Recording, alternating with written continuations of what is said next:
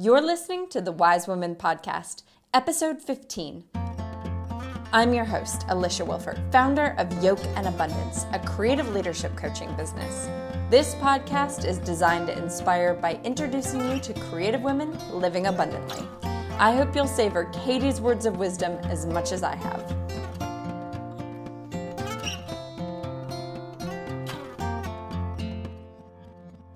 Hello, Yoke and Abundance community. If you're in Greensboro or a surrounding area, I have something super special coming up for you.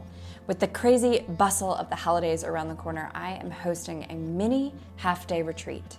We cannot pour from an empty cup, and this half-day retreat is designed to help you refill. Imagine a day with seated yoga, meditation, time for reflection, journaling, art journaling, a healthy lunch that you don't have to prepare, a like-minded community, and of course, you'll get my signature can't be missed goodie bag. This is a way for you to pause and take time for yourself. Self-care is not selfish. Self-care is health care, work care, and community care. Refill and flourish in this mini retreat, Choosing Joy, with me on December 8th from 9 a.m. to 1 p.m. Space is limited and it will sell out, so head over and reserve your seat today at yokeandabundance.com/retreats/. Now, on to today's guest, Katie Marshall. Katie is a communications expert and the founder of Creative Machine Consulting. Katie is an experienced speaker with the ability to connect with audiences professionally and personally, which is something I have experienced firsthand. I love Katie's ability to speak in metaphor like it's a second language as she makes concepts more relatable and accessible to everyone. I hope you'll love this interview as much as I did, but first, a word from our sponsor. This week's sponsor is Triad Local First, a nonprofit membership organization based in Greensboro, North Carolina, with members throughout the Triad. Triad Local First members include independent, locally owned retail shops, real estate agents, insurance brokers, marketing and advertising firms, accountants, dentists, restaurants, farmers, breweries, and more. TFL's mission is a commitment to building a strong local economy and a vibrant, unique community. The Buy Local season begins November 15th with holiday strolls happening November 17th and 24th and December 1st and 8th. For more information on how to support local independent businesses this holiday season and throughout the year, visit www.triadlocalfirst.com/buy-local-season.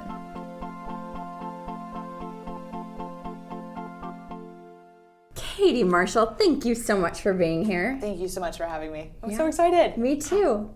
So you are Katie Marshall of Creative Machine Consulting. It sounds so cool when you say it. Oh, it's a pretty cool name. Thank you so much. How did you come up with that? I got it from the book Letters to God, and the author I am blanking on right now, his first name is Neil, and he's from Portland, Oregon. And the idea of the book is he is writing letters back and forth to God. And at one point, God says, everything that you do is a creation. You are a creative machine, and all energy is creative, and you are creating. And I thought that's really spot on. I remember reading it and holding it because I was looking for a business name. We're always looking for the right business name. We're like musicians wanting to find the right band name to really represent us. And so I went on this walk in the woods, which is very on brand for me, and I was just walking around looking for it, and that name just kept coming back, and it was like, you're going to stand behind this name because you're a creative machine and you want other people to be creative machines as well. And you know how I feel about creativity in general. I think you like it a lot. I do. I think you're a big fan. Well, I would love for you to tell the Yoke and Abundance community what it is you do. That is a great question. Usually I answer this by first finding out what you want me to do, and then I cater my answer to that. So to just say, what do you do, makes me feel like I have this entire thing to unfold and present to you. Well, and I feel horrible asking you that question because even at, even at networking events, my least favorite question is, and what do you do, right? So you and I, before we started recording, we were just talking about how it's especially as an entrepreneur. So it's a problematic question, period, because even if you're in a job you don't like, you don't want to be defined by that job. Right. But then as an entrepreneur, we wear so many hats. There's a lot of hat wearing going on. So can you tell us about some of your hats? Some of my hats, as I pull them off the hat rack. Yes, my main one is presentation coaching. And that is rooted in someone has a presentation to give. I help them get to the place where they align what they want to say with what they actually say. And my goal is to be this little scout and to make all the meetings that we have to sit through a lot less boring. Because I think that people want to be themselves and people want to have fun when they speak. But it feels like you give a meeting and you have to be kind of boring and here's my PowerPoint. And I think that's all baloney. And I just want to come through and help people do better presentations. Yes. So presentation coaching is my first love and that's my root. I also do assessment coaching. I am a Korn Ferry affiliate and I am certified in a couple different assessments. And so I help people take those assessments, they take them on their own, and then I walk through them with them and help them figure out what they can do from there. That's great. Thank you. Yeah, and then another thing that I do is I give workshops and presentations that I've created. Yes. And they're mostly on communication, go figure, and then also on adaptable problem solving. So how do we figure out stuff that we don't totally understand? Mm-hmm. And then another thing that I do is I teach martial arts, and I try to really focus on teaching women and young women because that means a lot to me to empower women through martial arts. Tell me how you think martial arts and communication relates. Because something tells me there are a lot of parallels. This whole thing is connected. I'm a very all rivers lead to the ocean kind of person. So even if my stuff sounds a bit odd, it all comes back together. Martial arts and communications go together in the sense that there's a flow of energy between both of them. Yes. And you want to hit the flow point and agree with it and go with it. And there's also that idea of adaptability. This is fine, I can do this, this is no problem. And curiosity, asking questions, is one of the ways that we get to that flow as well. So they go hand in hand for me. It's communicating one way with your body and with your movement, and it's communicating another with your words and with your nonverbals. Yeah, That's same great. thing to me, absolutely. I like that. So would you like an animal spirit card? I love an animal spirit card. Excellent. All right, so we have animal spirit deck, and you've done this with me before, I so have. you know what to expect a little bit. It's very funny because I do a lot of speaking in public for a living. It's my job, and I've gotten the earthworm with you twice, which is the shyest and the most underground. The beginner's mind. The beginner's mind is right. the right thing, yes. Okay, so if you could put your hands on the cards, close your eyes, and take a couple big deep breaths. And then whenever you're ready, you can cut the deck with your left hand.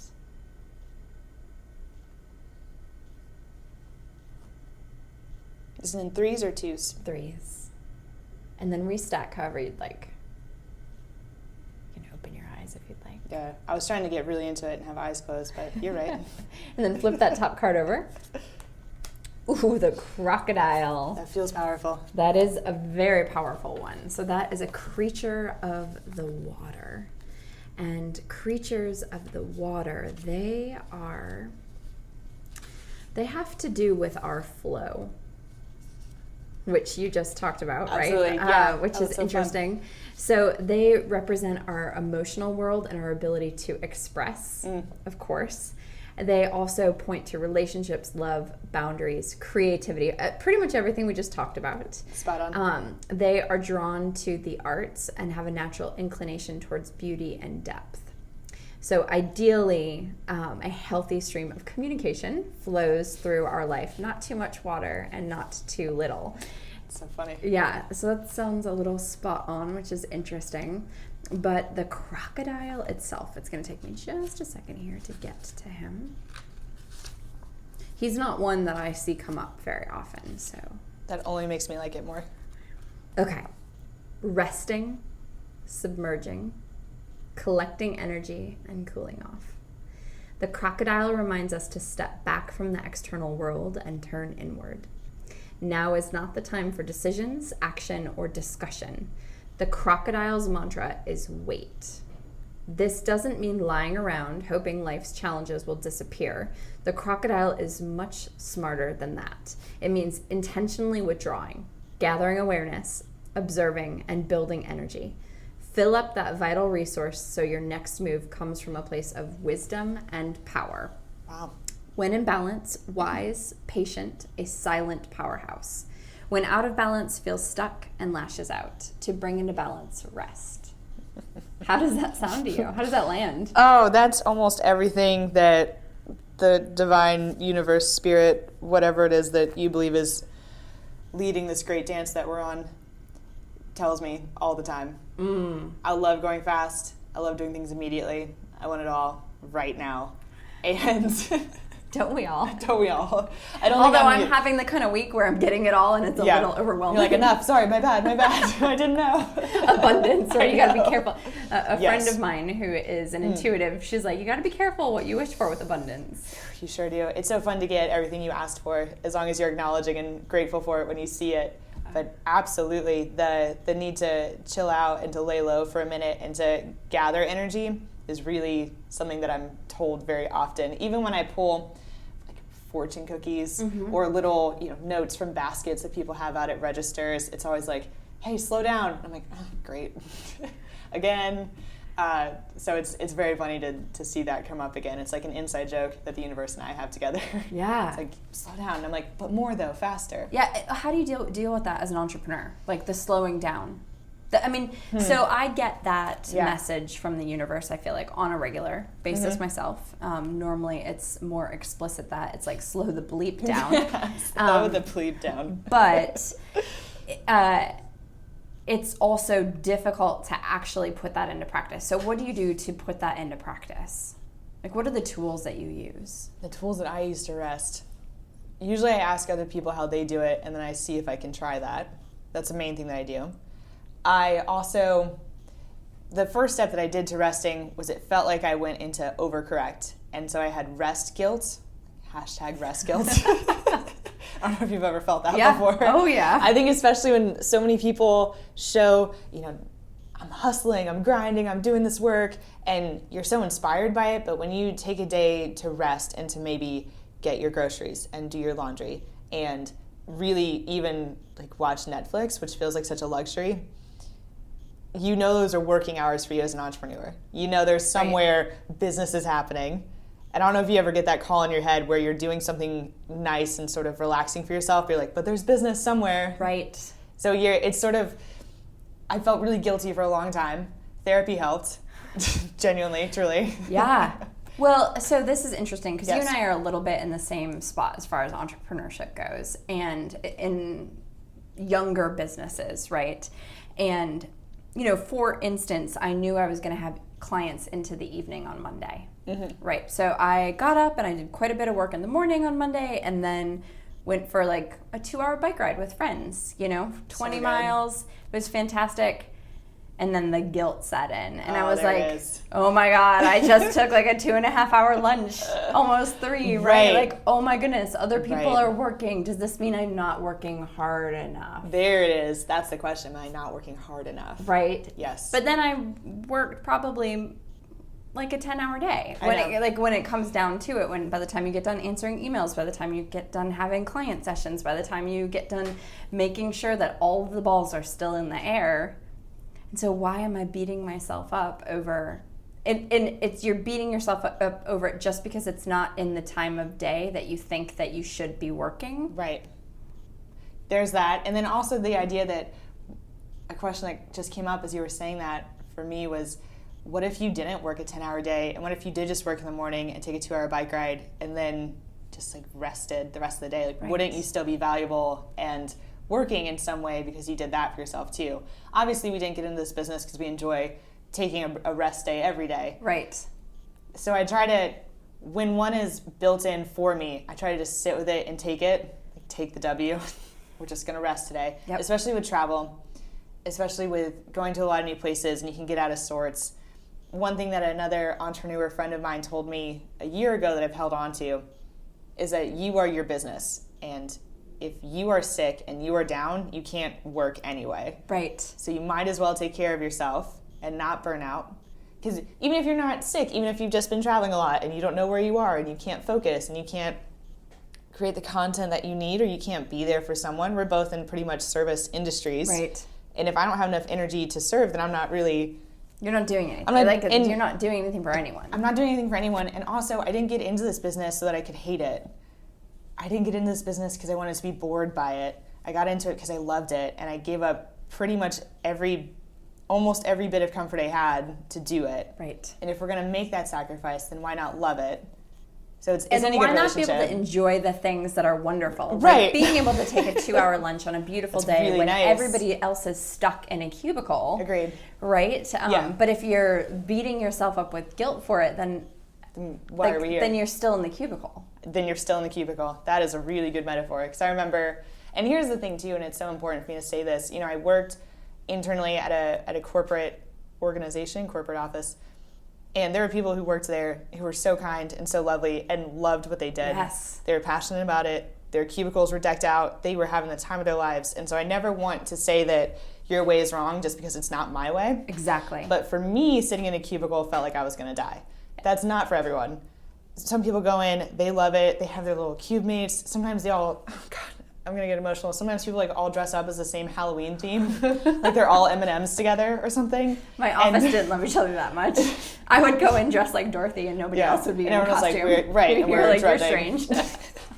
Which is so important, that notice that like, oh, I'm strange. Okay, so this isn't where I belong. There must be somewhere that people are very into me being Dorothy. All this to say that it's just about finding what fits for you. And I think for rest, a lot of it was I had to rest because I was sprinting, and then it felt like I was going to explode. And then it was either rest or we die. Like there was no other option. So I had to go inside, really tunnel in. And then when I came back out, it was now we have the energy to go and play and create and do. And that's why I got into this. And luckily, I'm super extroverted. Luckily. So when I work with people, I just get fired up afterwards. So that's another thing I do, which isn't really rest. It's the bookend to it. But momentum-wise, I do something like this with you where I know we're going to hang out. And then I know I can get some work done because I have some energy from this. Right. So it kind of fills up your cup in that way. Absolutely. Yeah, I get full, then I go. If I spend too much time alone, I'd turn into a crazy person. And I'm kind of the opposite. If I Which is spend so fun. too much time with others, then I'm in trouble. What is a project right now that you are excited to be working on? I have so many. What a cool life. I have so many. The biggest one that comes to mind is I have the true delight and honor of being the TED coach for TEDx UNC Greensboro, which is so full circle for me in a couple ways. The first is I went to UNCG, loved it. And then I also gave a TED Talk in 2013 for TEDx Greensboro. And those two moments of my life, going to UNCG, giving a TED Talk, are two of the biggest deciders of where I am right now. I mean, I graduated at 21. I gave a TED Talk at 23. I didn't know that I was building my future. I just knew that I was listening to the call of my heart that said, you have to go this direction. And to be able to come back and now know things that I didn't know before, to be a coach, to be able to help other people tell their stories at this place that made me, that's massive for me. So that's something I'm really, really excited about. And not just excited like, isn't this shiny and cool, because it is, but also excited like, what an opportunity to really honor the person that I was, the place that made me, the people that I love, and these experiences that I've had. It feels like I get to give back to something that was given to me. That is so cool. It's really cool. So something you just said really stood out to me. So I love the way you do this. I'll say something and you like write it down. I'm like, yes, catch that beautiful butterfly. Let's talk about it. You said that when you were able to do the TEDx Greensboro, that you were just listening to the call of your heart. Can you talk about a time that you didn't listen to the call of your heart, and what was the outcome of that? And how do you actively choose now to continue to listen to that call of your heart? This is so many pieces. This is maybe my favorite question I've ever been asked in my life. I love these moments because I don't think we know ourselves better than when we look back and go, that's not who I was. I have one of my tattoos is from the song The Cave by Mumford & Sons, and it's in my best friend's handwriting, and it says, I'll know my name as it's called again. I'll know my name as it's called again. And that I got because I wanted to remind myself to always come home to myself. And I got it with the idea that there were moments that I had been given that I didn't act on. and it felt out of character. And I wanted to always remind myself, no matter how far we go, we're coming back home eventually. And that call is always coming to us, right? It always is. There's always there are such small. I think of all the small moments. This is a dumb one, but it's true. My friends and I, 2016 for Halloween, went as Star Wars. Yes. And I chose to go as Luke Skywalker, and my costume didn't really work. And I can't believe I didn't go as Chewbacca. I have so much hair. I have a furry vest. Like, I can't believe I didn't go as Chewbacca. It's just one of the weirdest regrets in my life. So that's one. I love that that's your example. That's the first because thing. it's surreal and it's so a great real. Visual. I just would have killed. I'm so tall. I have so much hair. I have a furry. But what was I thinking? Just regrets and mistakes. That's one, a very easy one. Other small calls I think were small but big moments, like opportunities that I had at my first job where I could have stepped up, where I could have asked a question, where I could have changed a project or offered to do more, and I didn't because I was scared and I didn't know. I want to give past Katie a little bit of grace because I was only, I left there when I was 27. Yes. So most of my work there was 21 to 27. What is it, like your frontal lobe isn't even developed yet? It's not fully developed. Right. Yep. So I wasn't even fully myself yet. So I'm trying to be kind to myself. But there are certain moments where I'm like, why didn't you take that opportunity? That was so massive. Now I would, but back then I wasn't brave enough yet. Sometimes we have to not be brave to be brave later. We've talked about that too. So those ones, but the main ones that really stick with me are the moments where I could have been kinder and I could have been more supportive to someone and I didn't. I'm just thinking about last weekend I was at Dunkin' Donuts with my friend. This guy who I believe English was not his first language because he was just having some communication issues with the people at the register. He went up to get his food at the end, and the guy giving him his food wasn't really explaining what was happening, and so he got confused and he's got kind of stuck. The guy behind the register was just really rude about it, and I deeply regret that I didn't just stand next to this guy. And those small moments are so big. I don't think there is anything but small moments. Even the big ones are small, and everything is everything. And I still regret, Katie, you believe yourself to love other people so deeply. You want to be a champion for friendship and kindness and good in the world. You saw what was happening and you didn't go up and stand. And I think especially in 2018, wherever you are in your belief system, you're hurting. And there are other people hurting too. Right. And I often feel unqualified to step up and say, hey, that's not right. Hey, that's not cool. Hey, that's incorrect. Hey, you're being exclusive. I often feel unqualified because there are so many facts out there that I just don't hold in my head. And I haven't really been a fact person for a lot of my life. I try to infuse it. I'm researching, I'm working on a master's so I can know more things to pull from. But for the most part, I just hear that call.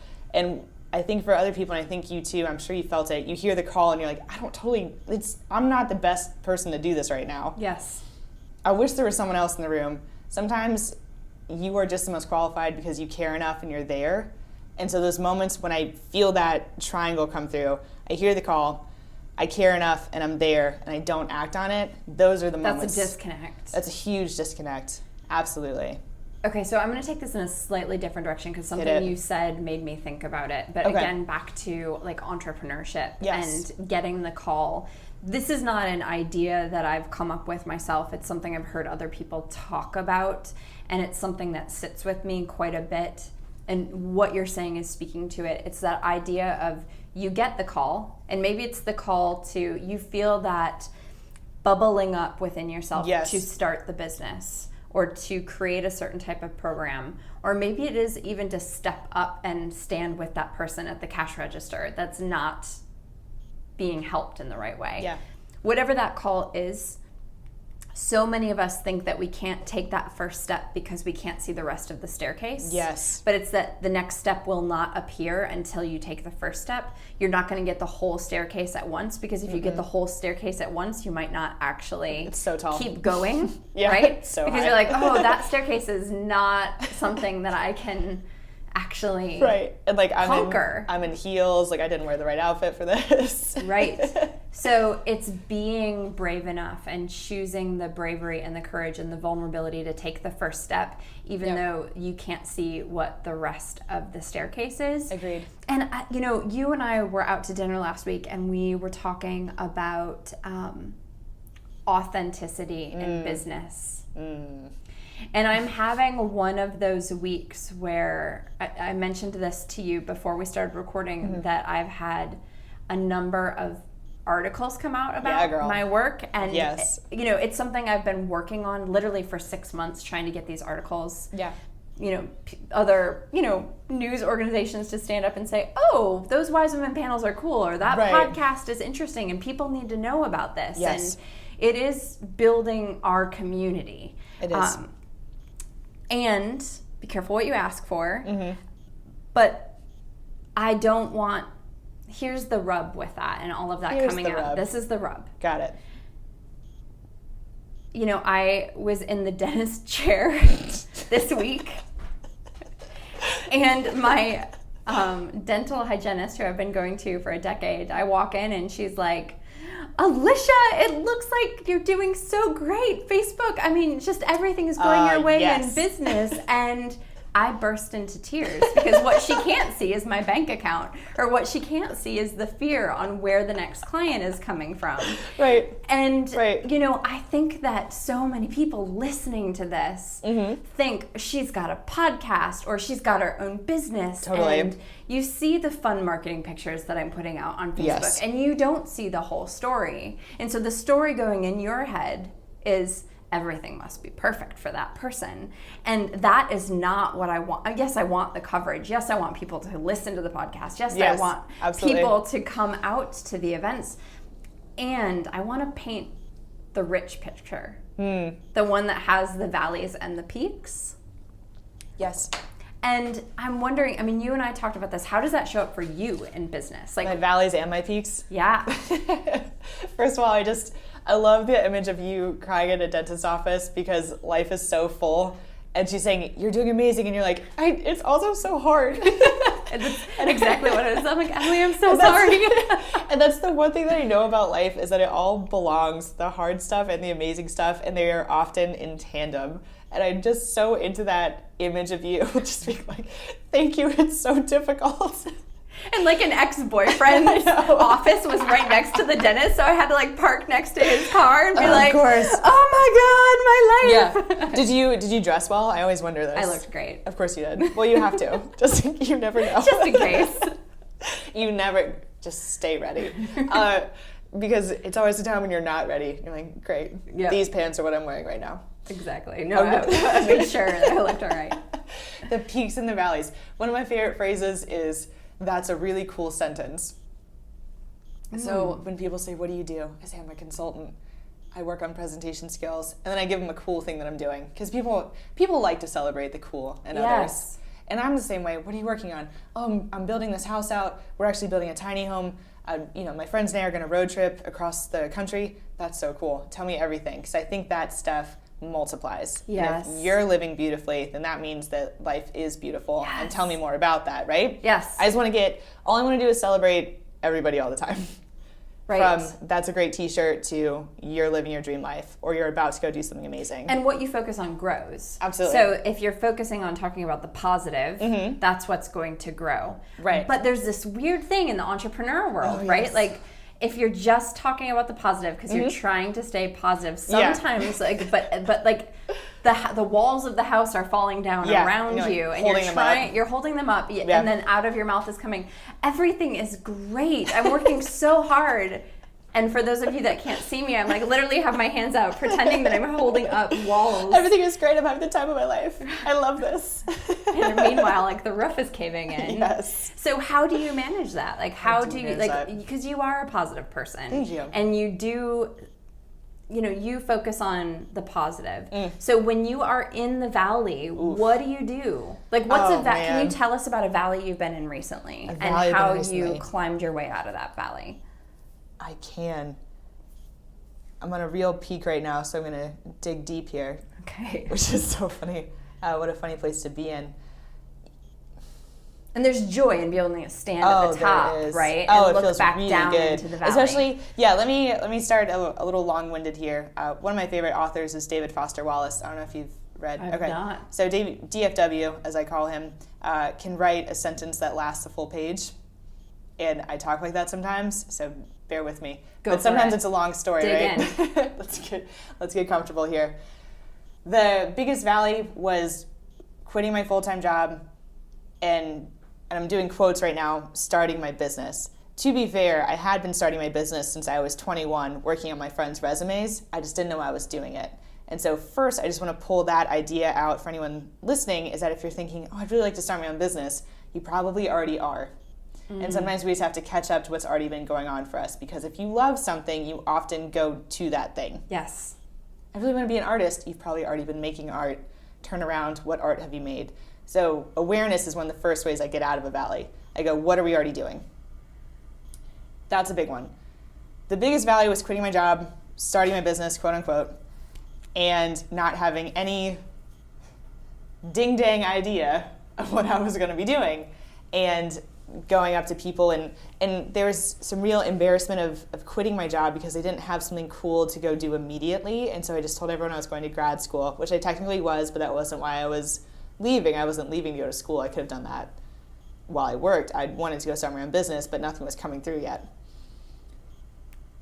So those valleys were dark, and metaphorically and literally, because when you don't have a lot of money, I don't know if you've ever been in this boat, what you do is you walk in a room and you immediately turn the lights off when you leave, and you start to learn I learned how to walk around my house without the lights on because I wanted to save money on electricity. So it was literally dark, metaphorically dark.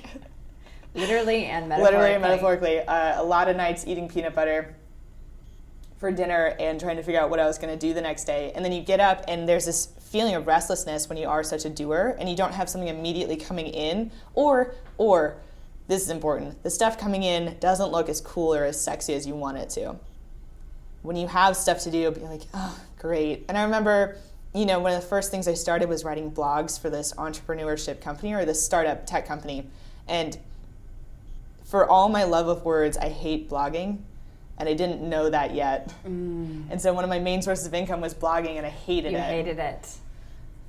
So I had to work on getting out of that. And so that was a valley when all my stuff coming in wasn't what I imagined. And how many of us get there, and how often have you talked to someone who says, you started your own business, that's so cool.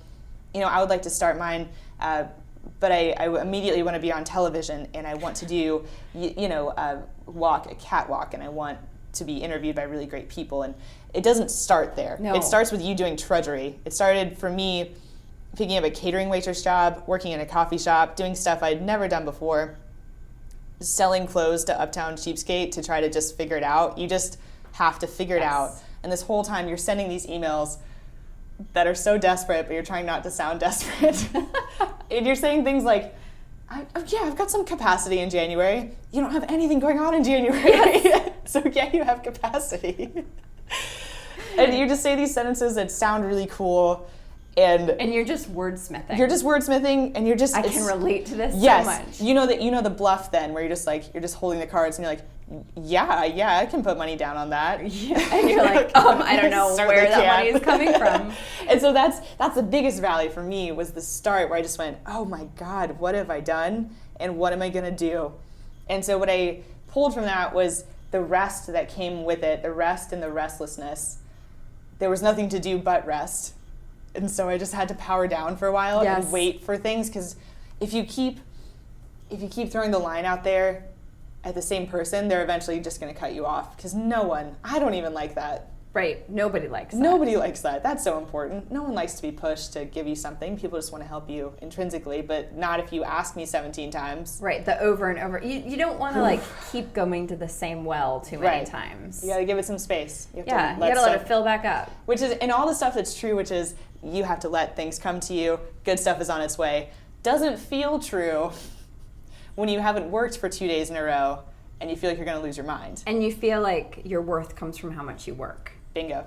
Which, as an entrepreneur, you have to be really mindful of. Yes. I came from a very, blue collar working class family where, you go put in your 8 hours, and how hard of a worker really determines your worth as a human being. It does. And I'm having to step back and say, it is not just my hard work that determines my worth. Right. And you're the only one that nobody can give that to you. That's not a gift that someone else can give you. That's only a gift that you can give yourself. Yes. I want to also go back to something you just hinted at, but awesome.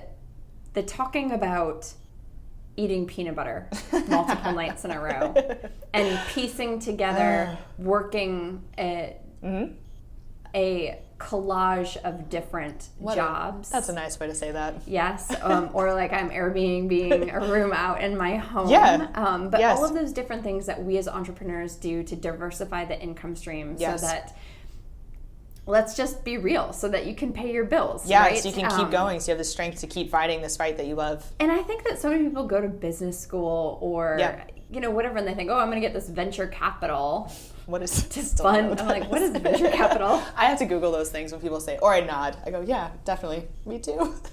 You're like, yeah, I'm not in tech. I don't know what that means. Never going to get venture capital for my work. It's just not going to happen for anybody. Yeah, absolutely. But I think that I think entrepreneurship is so glorified these days. Oh yeah, it's really cool. We're just going to start Airbnb and we're going to get venture capitalists to give us money and we're going to be super successful and everything you do is going to turn to gold. And the reality is you have to fail a whole bunch of times. Oh my God, yeah. Like how many business ideas where you said you were blogging and you said you were starting with resumes, like how many different iterations of different types of business have you gone through to get to where you are now?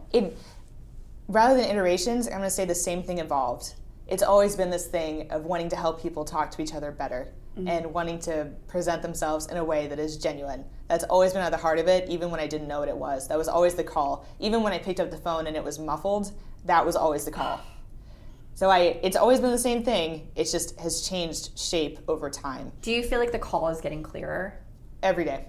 And every day that I it's so funny. Self-talk is so valuable, but when you talk about it out loud, like I'm not crazy. This is a real thing that happens. But every time you talk back to it and you go, cool, thank you so much. And one of the things that I got from you, this is one of my biggest ways out of the valley. You taught me this and my father taught me this, is the gratitude list. I'm started because of you and a conversation you and I had about my presentations. I now call it gratitude dancing. Yes, gratitude dancing.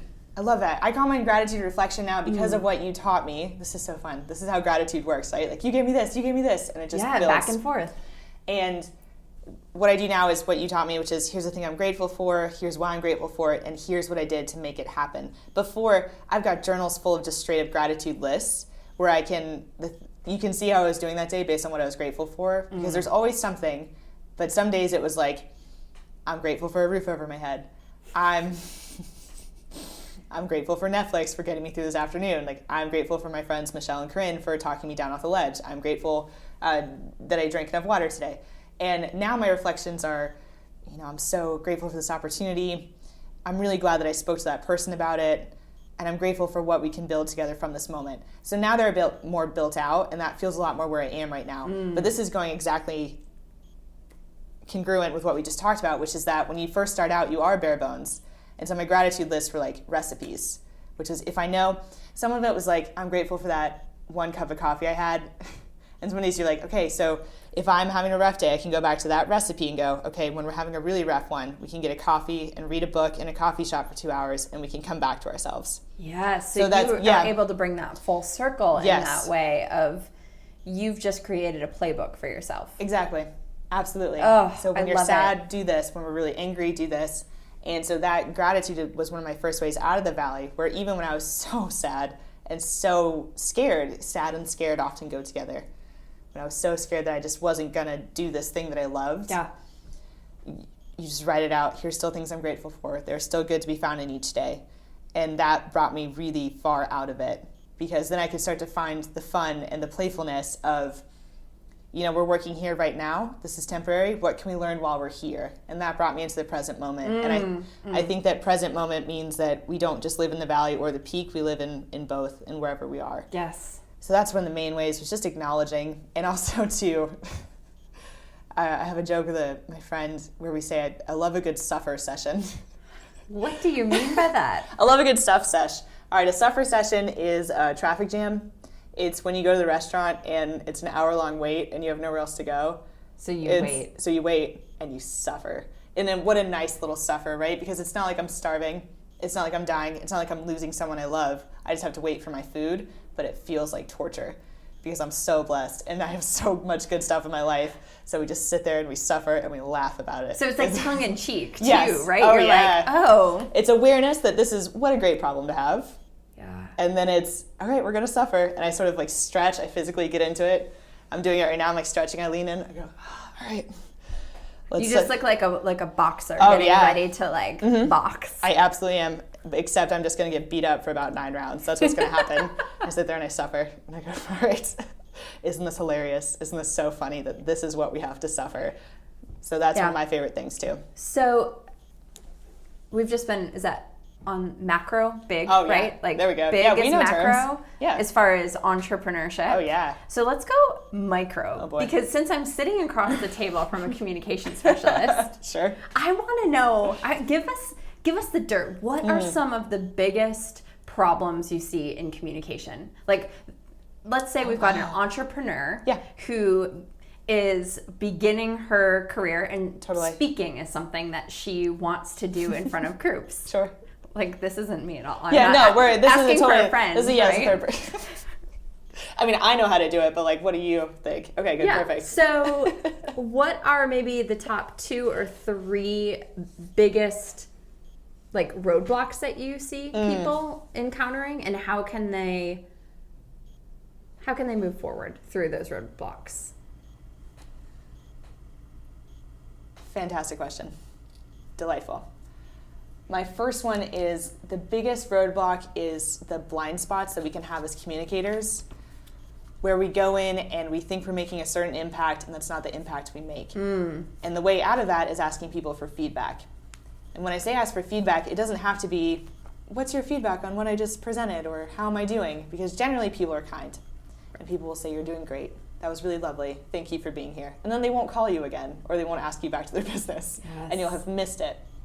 Feedback looks like, how accurately did I meet your expectations, or how successfully did I meet your expectations for today? What could I have changed message-wise to improve the experience? Or even so specific as, hey, did my slides support my message? Oh, that's great. Yeah, so you get real specific. And if there's something so you ask for feedback, and then someone somewhere is going to be brave enough to tell you, hey, you use and a lot, which are vocal fillers. Important side note, vocal fillers are not a sign of lack of intelligence. They're actually a sign that your brain is going so fast that you have to catch up. So I just want everyone to be relieved right now. Vocal fillers don't mean you're dumb. They just mean you got to slow down, which, like the crocodile, right? Slow the bleep down. Slow the bleep down. Imagine me, I'm with a crocodile. We're telling you to slow down. That's your presentation coaching for today. So you ask for feedback and then you apply it. And then you tell that person that you applied it. That's the triangle of success there. Yes. That's the first one. The other one is so much of what we talked about, which is courage and just going for it even if you feel unqualified, and also persistence. So for you were just talking about this week where it looks like you're killing it, and you absolutely are, but also you have multiple articles out, you have features on different things, your social media is blowing up, everything looks like it's just coming up out of nowhere. And it's this the award at the Grammys for the best new artist. It's that old story where the best new artist has actually been going for about 20 years usually, but it's like, oh, they just showed up overnight. They just showed up. And that, they're always, they're crying, thank you so much. But in their heads, they have to remember all those coffee shops where they just got like $2 and it was all in nickels. Or they remember, all the schlepping that they've done and all the people. And the main thing that you've done is, and this is so important for anyone who wants to start something, sometimes you have to be your own PR rep. Yes. And you got those stories. Jen Brown, Fearless Winston-Salem, I have to give her props Please for this do. Because she's really good and she not only models that, but she's willing to talk to you. She was willing to talk to me specifically about, hey, Alicia, if you want that kind of coverage, you have to go after it. Yes, you do. You do have to go after it. Communication is an action. It is something that you do. And you don't get the stuff that you got, the articles, the coverage. You don't get that unless you go out and ask for it and ask for it and ask for it. So it's persistence. If you don't like the idea of being courageous or brave, then it's just persistent. Yeah. And I have to say, I hear no all the time. I mean, I probably hear no a minimum of 10 times a day. Nice. And I can handle that in business. Now, in relationships, it's a little bit harder. It's painful. Yeah. It's really painful. That's a soft spot. You're like, no, I don't want to go on a date with you, Alicia, or whatever that is. Silly example. I mean, my love life is a challenging place to be. We'll just be real. I mean, hopefully everyone listening can appreciate that. Yes, absolutely. So it's funny because it's like not the business no's that really hurt my feelings. No. It's like... And I would say, to build on that, it probably doesn't hurt as much anymore because you have separated yourself out from your business, which is what we talked about before. Yes. When you first start this thing, it doesn't feel like, oh, here's me pitching this business. It's here's me pitching myself. And if you don't like it, please be cool about it because it's just me. It's just me back here. And you see people's websites. I have a website now, which I am so proud of. I'm very proud of you for making that website. It took me a long time. I'm quite a Luddite. Like, do I have to? But I do. I love that word. When you see my website, you go, wow, that girl's really got it together. It's mostly me in my living room, like talking to my cat, like on my way out to go do something cool. And it is so important to me to tell people about that, and I think it is to you as well, that we're working hard, where there's a bit of trudging going on, and there's beauty in that just as much as there is beauty in the workshops that we give and the people we speak to and the stuff we do out front. But both of that comes back to your persistence and you making stuff happen for yourself. You going out and talking to these different news outlets and saying, I've got something important, here it is, we should talk about it. And that idea that this thing is more important than my ego, this thing is more important than how good it's going to feel to succeed, this thing is more important than if I get credit for it. Katie, thank you so much. I hope you were inspired by Katie's words of wisdom.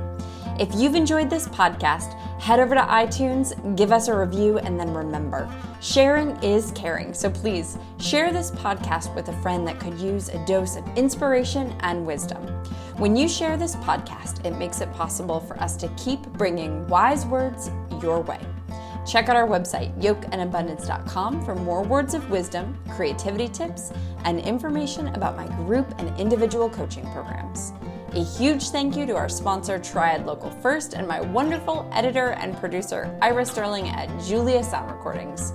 Remember, every one of us has wisdom within. Keep sharing your words of wisdom because you never know who you'll inspire.